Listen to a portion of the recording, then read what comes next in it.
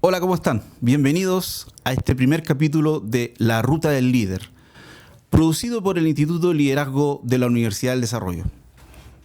Hoy estuvimos acá con Paula Daza, mujer que recordamos todos como una de las líderes en el combate contra la pandemia y en esos puntos de prensa interminables. Recordado es su liderazgo, carisma, que cautivó quizás el recuerdo de los chilenos. Hoy día con ella conversamos sobre su vida, pero especialmente en el enfoque de saber cómo fue que forjó y cómo se hizo Paula Daza de hoy. Paula es pediatra, fue subsecretaria de Salud del gobierno del presidente Sebastián Piñera y actualmente es de la casa, es UDD, es la directora del Centro de Políticas Públicas e Innovación en Salud de la Facultad de Gobierno de la Universidad del Desarrollo. No menos importante mencionar que este programa es gracias a nuestros amigos de Sony. Gracias a sus equipos e instalaciones, nosotros hoy día podemos entregarle este producto de calidad a ustedes. Están ubicados acá en Avenida Kennedy, esquina de Las Tranqueras. Los invito cordialmente a visitarlos. Soy Raúl Jaraguíñez y esto es La Ruta del Líder.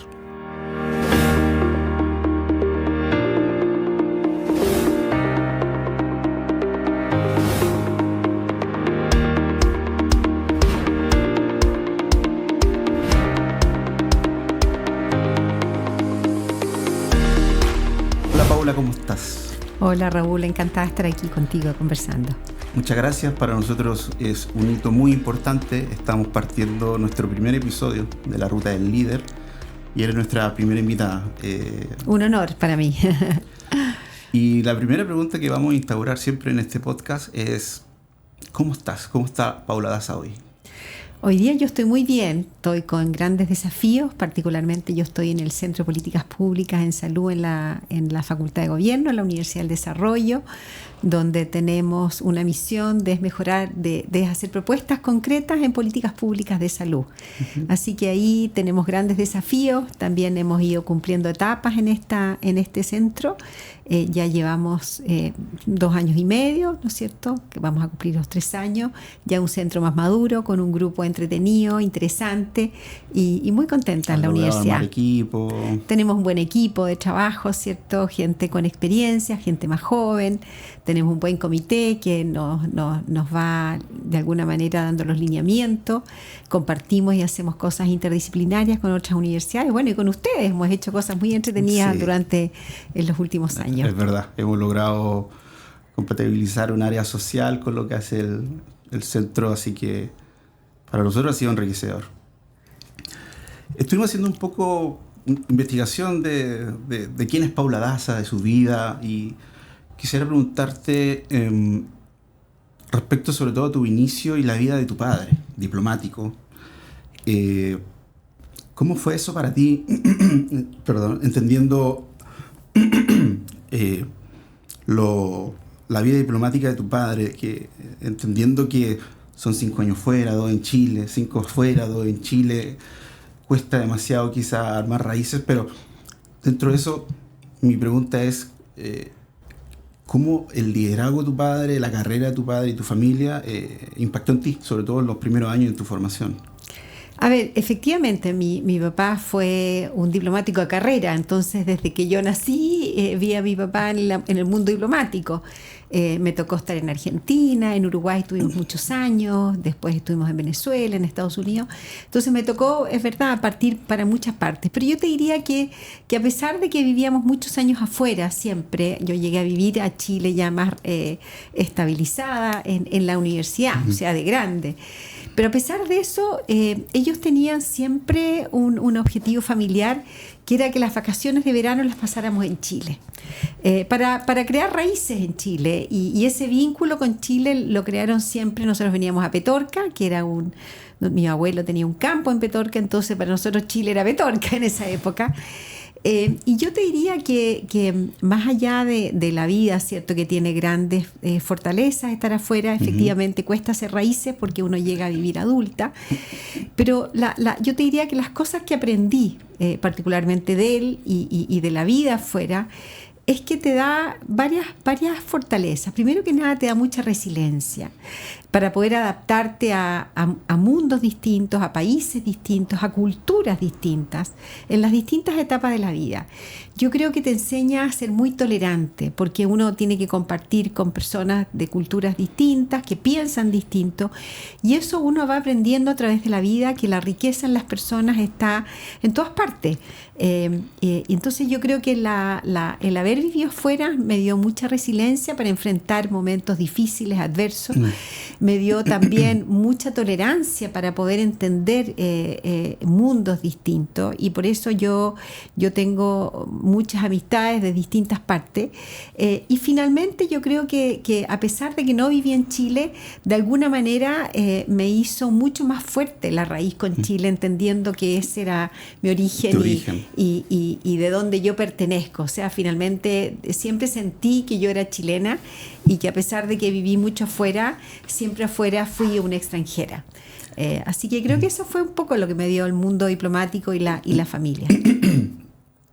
Me llamó la atención que estuviste en Venezuela. ¿En qué edad más o menos te tocó estar en Venezuela? Mira, yo estuve en Venezuela en la adolescencia, a los 16 y 17 años.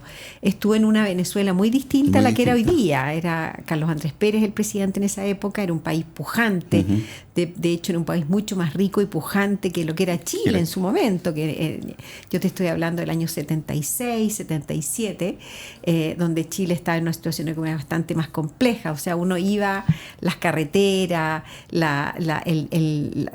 yo te diría, todo lo que estaba relacionado con el retail. Era un país que se veía pujante, mucho más rico en ese sentido. Entonces me tocó vivir en una época bastante distinta a lo que es Venezuela. Más allá de eso, yo le tengo mucho cariño a Venezuela. Uno, porque hice grandes amistades en esa época. Y lo otro, que es un país precioso, precioso. La riqueza en naturaleza es maravilloso. Tú lo que recorres en Venezuela es precioso.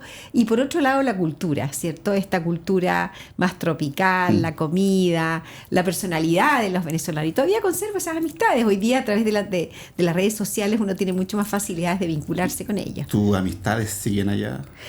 Yo te diría que desgraciadamente no.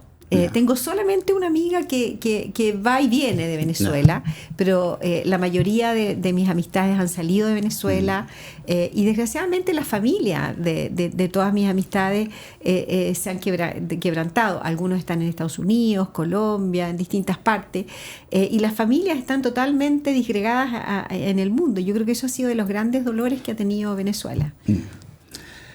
Hace poquito, Paula, salió una nota en El País, versión de Chile, sobre tus 10 lugares favoritos acá en Santiago. Quisiera saber, de esos 10 que estuve ahí investigando y viendo, ¿cuál crees tú que es el que más te ha marcado para la Paula Daza de hoy? A ver, que hoy día indudablemente la casa de mi mamá, que era la casa de mis papás. Mi papá falleció ya hace muchos años.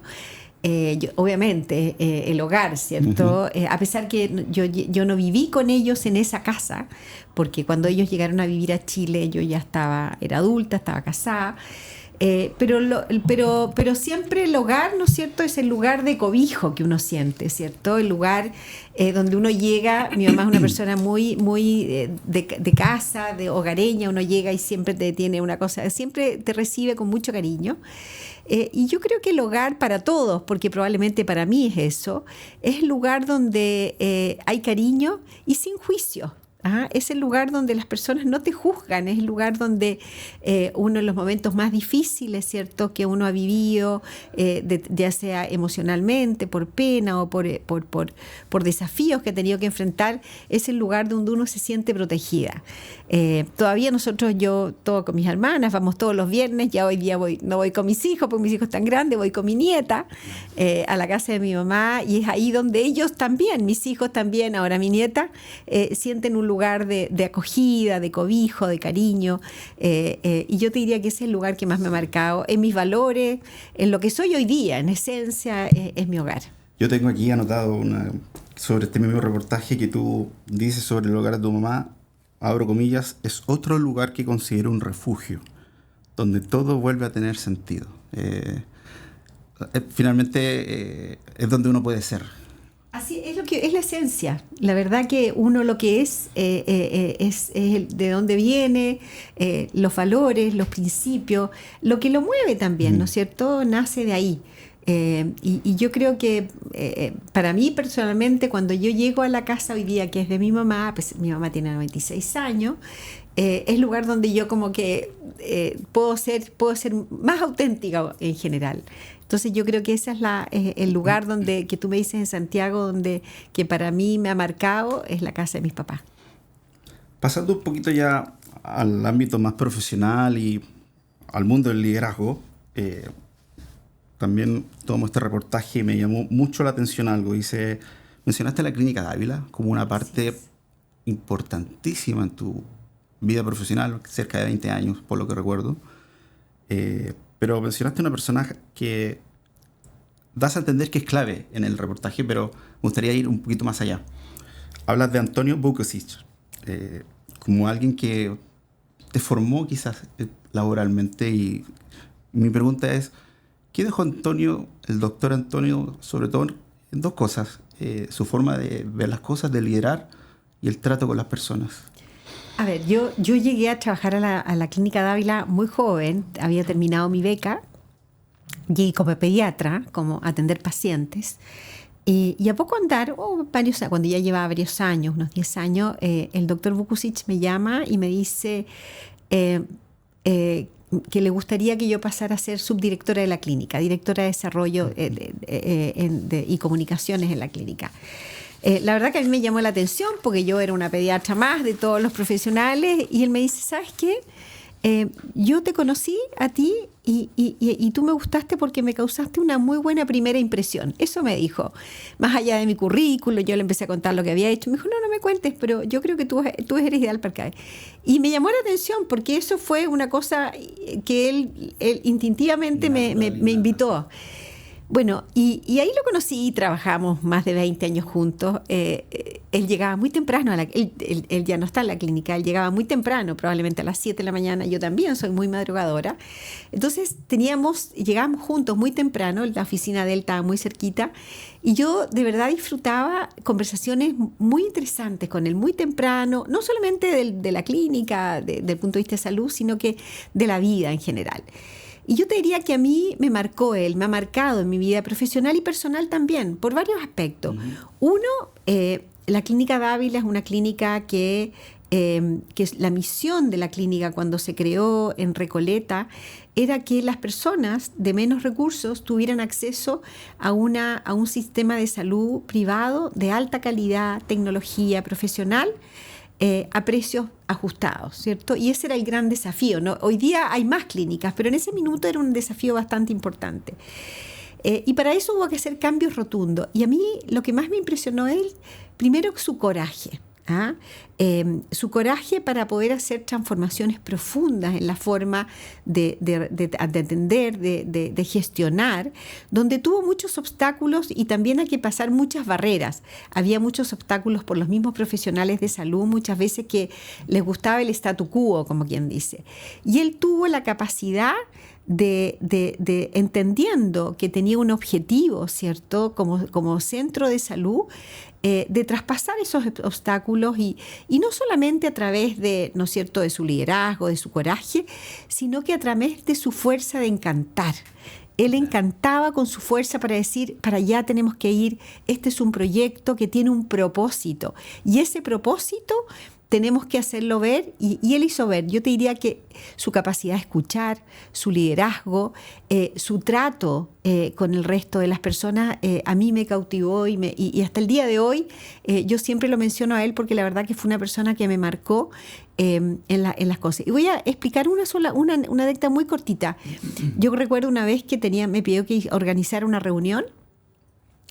Y él me vio que yo, la verdad que estaba medio complicada. Me dijo, ¿tienes problemas para organizarlo? No, le dije, lo que pasa que había quedado a pasar a buscar a mis hijos porque no íbamos a algún campo. Ahora, pero no importa. No, me dijo. En la vida yo te diría que uno tiene que tener prioridades. Lo primero, ¿no es cierto?, eres tú, que tú estés bien, después es la familia y después el trabajo. Así que yo creo que acá tú tienes que privilegiar tu familia y la reunión la hacemos el lunes. Te quiero decir que esas cosas que él te hablaba y te decía, a mí me marcaron profundamente en mi desarrollo profesional. Hay dos cosas que me quedan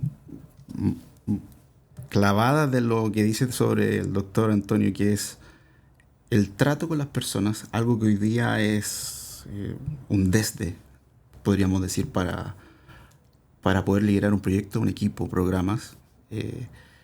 Y lo otro que te dio vuelta la pirámide, quizás diciendo primero la familia, tú, luego la pega, y esto se puede esperar. ¿Es así hoy día lo que demandan los tiempos para liderar? Yo te diría que uno tiene que tener ciertos principios claros y cada persona tiene sus prioridades, ¿cierto? Y uno no puede juzgar las prioridades de las distintas personas. Pero yo creo que sí es muy importante que uno tenga la certeza que tiene que actuar en base a esos principios, ¿ya?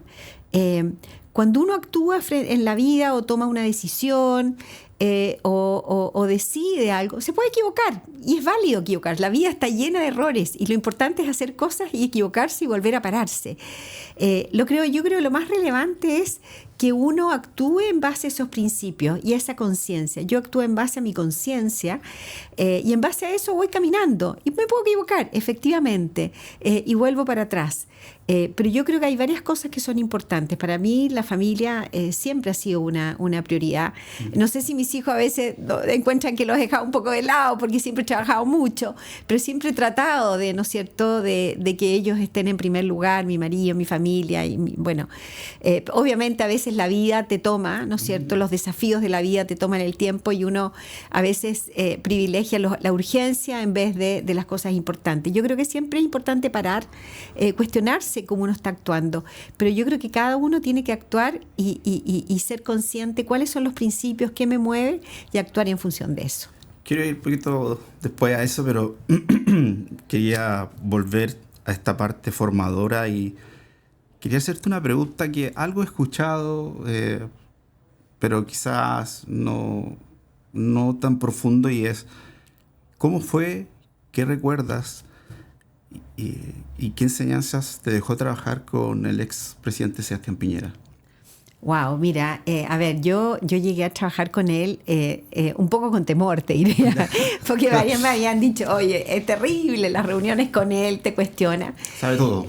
Todo. Varias cosas. Yo creo que primero que nada, el presidente Piñera tenía una capacidad de liderazgo y de enfrentar las cosas difíciles de frente, ¿ya? Y atreverse a hacer las cosas que él consideraba que era lo correcto. Yo creo que eso es un gran aprendizaje. Si tú crees que algo es lo correcto, aunque puedes equivocarte, el tema de los mineros, ¿no es cierto? Qué más duda que él le decía, no te metas ahí porque a la escoba. Él decía, no, yo me pongo este desafío, poner de ese desafío en la vida y hacer lo correcto. Lo segundo, la capacidad, yo diría, de armar equipos. ¿Ya? Él tenía una gran capacidad de escuchar y armar equipos. Y él decía, yo quiero trabajar con los mejores. Y nos escuchaba a todos. Finalmente él tomaba la decisión, obviamente. Él era el presidente de la República. Pero él desafiaba, ¿no es cierto?, el intelecto, desafiaba y siempre quería hacer las cosas lo mejor posible. La pandemia. Nos decía, bueno, había mucha desinformación, no sabíamos qué estaban haciendo, bueno, pero con la información que tenemos, acá tenemos que hablar con todos, tenemos que escuchar, tenemos que leer, tenemos que incorporar a todos y ahí tomar las buenas decisiones. Yo creo que lo que aprendí de él es su capacidad de trabajo, su capacidad de liderazgo y también una cosa muy importante, darse espacios un poco para el ocio, más que para el ocio, yo diría para distraerse un poco. Siempre en esas reuniones que eran muy tensas, nosotros nos juntábamos todos los días a las 7 de la mañana, estábamos hasta las 11, las 12 viendo los casos, qué decisiones íbamos a tomar todos los días, Raúl, de lunes a domingo durante 2 años. Esa capacidad de trabajo, pero finalmente él escuchaba, tomaba decisiones, pregúntele a esto es lo que vamos a hacer porque esto es lo mejor. Y lo otro, que él no tenía miedo a ser criticado ni cuestionado por las decisiones que estaba tomando, sí encontraba que era lo mejor para Chile en ese minuto. Bueno, y una capacidad de trabajo que yo creo que es difícil seguirlo. Voy a contar un hecho muy particular. A mí me tocaba mandarle los casos, el registro todos los días, y como tenía que recibir registro de todas partes, esos registros llegaban a las 11, 12 de la noche, había que juntar los datos, bueno, y yo le mandaba el reporte muy tarde, a las 12 de la noche. Y siempre me decía, gracias Paula, todas las noches y después a las 7 de la mañana, acusaba recién, a las 7 de la mañana estábamos en la reunión. Y un día el sistema se cayó y le mandé la información a las 5 de la mañana. Y a las 5:01 me contesta, gracias Paula. Y al día siguiente a las 7, o sea, 2 horas después, estábamos ahí en el comité. Y él era bien competitivo, su capacidad de competir por todo. Decía, ¿a qué hora me mandó el registro, entonces el informe, Paula? A las 5 de la mañana, presidente. ¿A qué hora le contesté? A las 5:01. ¿Ve? Ninguno de ustedes tiene derecho a tener sueño. O sea, competía hasta la cantidad de horas que dormíamos. Pero era una persona con gran sentido del humor y preocupada de su gente. A mí me llamaba, cómo está, cómo se siente. La verdad que yo recuerdo, tengo grandes recuerdos y aprendí muchísimo con él. Una similitud con el doctor Vukusic, preocupado del Mira, yo te diría que como liderazgos también tenían ciertos, el sentido de tener ciertos principios, ciertos objetivos. El sentido de hacer las cosas bien, hacer lo mejor posible. Yo te diría tremendamente trabajadores los dos. El doctor Vukusic quizás más reflexivo, más tranquilo, ¿no es cierto? No que esa capacidad que tenía el presidente Piñera de ejecutar todo súper rápido. Pero en el fondo yo creo que el tema de la excelencia profesional, de hacer lo mejor posible y de hacer lo mejor posible por el objetivo que tenemos. Acá era la pandemia, los chilenos, el otro era tener una buena salud para las personas que iban a atenderse a la Clínica Dávila. Yo creo que en cada uno, en su mirada, como liderazgo, obviamente, aprendí mucho de ellos. Respecto a eso, sobre todo lo pasado con la pandemia y el presidente Piñera y doctor Mañalich, doctor París, ¿qué se aprendió de cómo tomar decisiones con tanta crisis, presión y a veces quizás incluso con datos, pero con algo nuevo que nos está invadiendo, por decirlo de alguna forma, por primera vez? A ver, yo creo que la pandemia nos trajo a nosotros nos vino a mover el piso, como quien dice, ¿cierto? Estábamos mirando al norte, de repente aparece esto por el sur. Y yo te diría que en general cuando uno mira para atrás, varias cosas aprendí en la pandemia. La importancia de tomar decisiones muy difíciles con incerteza, sin tener toda la información, ¿ya?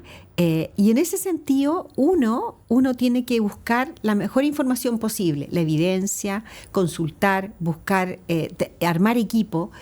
Y en función de eso tomar las decisiones, ¿ah? Porque a veces cuando uno, al menos en el mundo de la salud, uno necesita muchas certezas para tomar una decisión. Acá uno tenía que tomar las decisiones. Era mucho mejor tomar una decisión que no tomar una decisión. Entonces tomar decisiones con incertidumbre era muy complejo y asumir esas decisiones. El segundo tema, que era muy importante, escuchar. Yo recorrí Chile, Raúl, de Arica a Magallanes toda la semana y escuchaba a la gente, me juntaba con los gremios, me juntaba con los adultos mayores, con las mujeres, con los hombres, muchísimo. Y yo aprendí la sabiduría y la cantidad de liderazgos que tenemos en nuestro país. Yo te diría que la cantidad de liderazgo es lo que es nuestro país, ¿no es cierto? Tenemos el norte más seco, el sur con más lluvia, más frío. Tenemos liderazgos más explosivos, otros más tímidos, pero todos ellos son tremendamente ricos. Y yo aprendí que la riqueza de nuestro país está en la calidad humana que tenemos. Lo segundo, que yo creo que es muy importante, que cuando tenemos un objetivo común, somos capaces de unirnos, ¿no es cierto? Tenemos como país, a pesar de, yo te diría, de la vulnerabilidad que vimos como seres humanos en la pandemia, que éramos tremendamente vulnerables, nos dimos cuenta que tenemos una capacidad de resiliencia y de solidaridad increíble en nuestro país. Y finalmente yo creo que cuando nos unimos frente a un objetivo común, somos capaces de tomar decisiones y hacer buenas propuestas. Yo te voy a contar una experiencia. A mí me tocó, estábamos terminando el gobierno y habíamos postulado junto al Instituto de Sistemas Complejos de Ingeniería a un premio en Estados Unidos por las propuestas que hicimos. Y fuimos para allá y los finalistas eran Janssen con las vacunas, Merck con un medicamento. Eran muy buenos los finales. Y estábamos nosotros como las medidas que habíamos implementado en la pandemia, a pesar de todas las críticas que habíamos recibido. Y me tocó estar frente a una de las juezas. Y una de las juezas preguntó una cosa, Raúl, que yo creo que siempre lo cuento, pero creo que es muy relevante. ¿Cómo fue el milagro? Y usó esa palabra. ¿Cómo fue el milagro para que el sistema público, el sistema privado y el mundo académico se unieran para un objetivo común? ¿Y por qué te cuento eso? Porque de verdad lo que hicimos en Chile como país, ¿no es cierto? No el gobierno, todos como país, fuimos capaces en un momento tan duro, tan adverso, tan difícil, unirnos y salir adelante. Creo que esos son los desafíos del aprendizaje que a mí me dejó la pandemia, que tenemos esa capacidad y que lo podemos hacer. Generalmente concuerdo mucho. Recuerdo, me tocó vivir en primera persona el terremoto del 27 de febrero y recuerdo también el tema de los mineros. Y tiene un mínimo común. Nos juntamos. Existe y vienen los expertos de la academia, del mundo, en este caso minero, internacionales. Y un tema que me llama mucho la atención, que es el costo de tomar la decisión. Y eso es liderazgo. Eso es liderazgo. Así es. El tomar una decisión. Yo creo que los buenos líderes, primero que nada, tienen la capacidad de tomar decisiones. Segundo, es ponerle urgencia a los temas, ¿cierto? Porque frente a los desafíos tan brutales como esas cosas que cuentas tú, ¿no? Siento el terremoto, la cosa de los mineros, la misma pandemia, teníamos que tomar decisiones urgentes. Si nosotros nos atrasábamos, por ejemplo, en validar una vacuna, en cerrar un lugar, en no tomar una decisión en ese minuto, eso podía implicar vidas, más enfermos, hospitales y clínicas, ¿no es cierto?, más saturadas. Y por lo tanto tenía impacto en vidas humanas. Y así como cerrábamos, teníamos que tener la voluntad y la valentía de poder abrir, porque también teníamos muchas, en ese minuto Chile estaba muy encrispado, veníamos del 18 de octubre, había mucha crítica política y todas las decisiones eran tremendamente criticadas por lado y lado. Pero teníamos que tener la convicción de que las medidas que estábamos tomando en ese minuto eran las mejores. Y esa convicción, esa claridad es fundamental. Pero esa convicción, esa claridad, es muy difícil ejecutarla si tú no comunicas bien, si uno no es transparente. Entonces, de la misma manera que tomábamos las decisiones, era importante comunicar. ¿Por qué estábamos tomando esas decisiones? ¿Cuáles eran los impactos positivos y negativos que podían tener? Porque de esa manera tú creas confianza y vas creando certezas, ¿cierto? Creemos que esta es la mejor medida en este minuto por la situación que estamos viviendo. No tenemos 100% claridad que los casos van a disminuir, pero sí sabemos que vamos a estar monitoreando y vamos a ir contándoles cómo van esto. La transparencia de la información también es fundamental para crear esa confianza. Yendo ya al liderazgo, ¿quién fue tu primer referente? ¿Quién fue quien te llamó la atención como líder o su forma de tratar y ser con las personas? A ver, yo, a lo mejor es muy cercano, pero yo creo que una persona que siempre yo seguí fue a mi papá. ¿Ya? Mi papá era una persona que más allá de sus capacidades intelectuales, era una persona tremendamente humilde, él en su manera de ser. Y yo te diría lo que más me llamó la atención, que él siempre tenía la convicción, o yo te diría, nos traspasaba la idea de que nadie tiene la última palabra, ¿es cierto? Bueno, cada uno tiene su visión. Lo importante de la visión o de la propuesta que yo estoy planteando es que tenga argumentos, ¿ya? Con respeto, ¿cierto? Él era una persona tremendamente tolerante en su vida.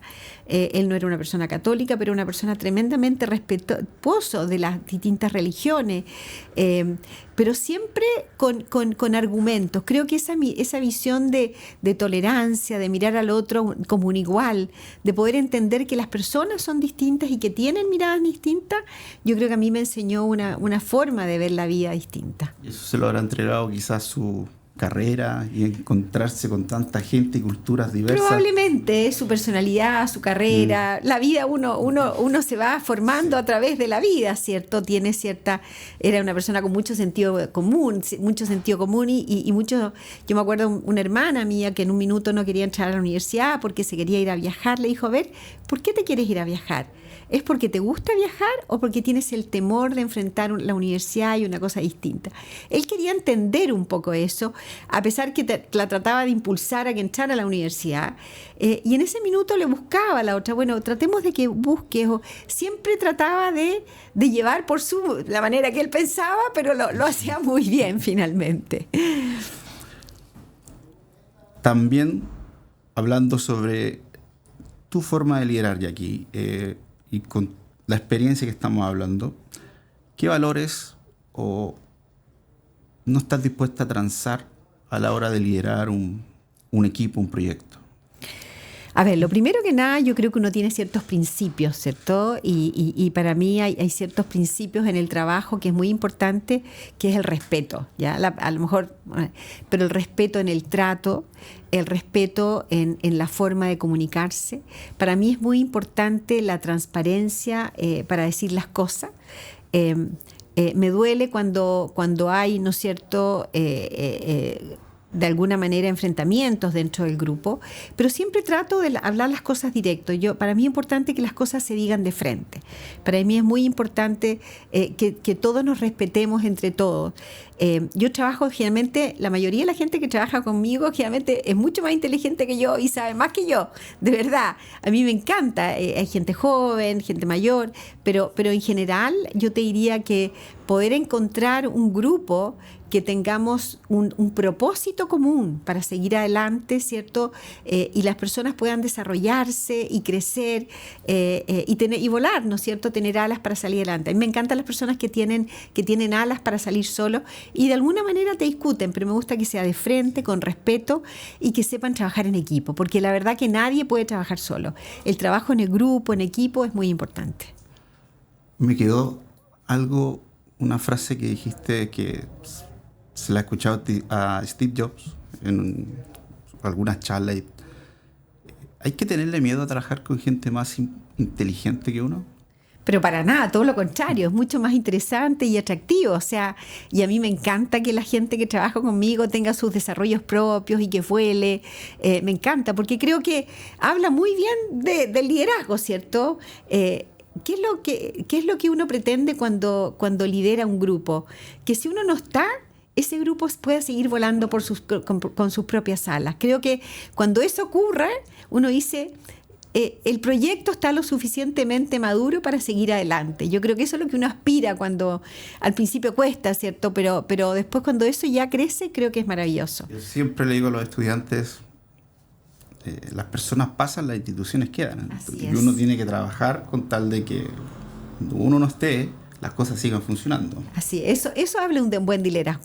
Cuando el proyecto, la institución depende de la persona, significa que no está lo suficientemente maduro y no se ha logrado, ¿cierto?, que el equipo, que el grupo, ¿no es cierto?, vuele cada uno por sí mismo. Creo que eso es tremendamente importante. Para ir cerrando un poco, vamos a pasar ya a un área más de reflexión personal y que probablemente todos nuestros invitados van a ir contestando esto. Lo primero es un libro, película, serie, experiencia que te haya cambiado la perspectiva y que te haya marcado.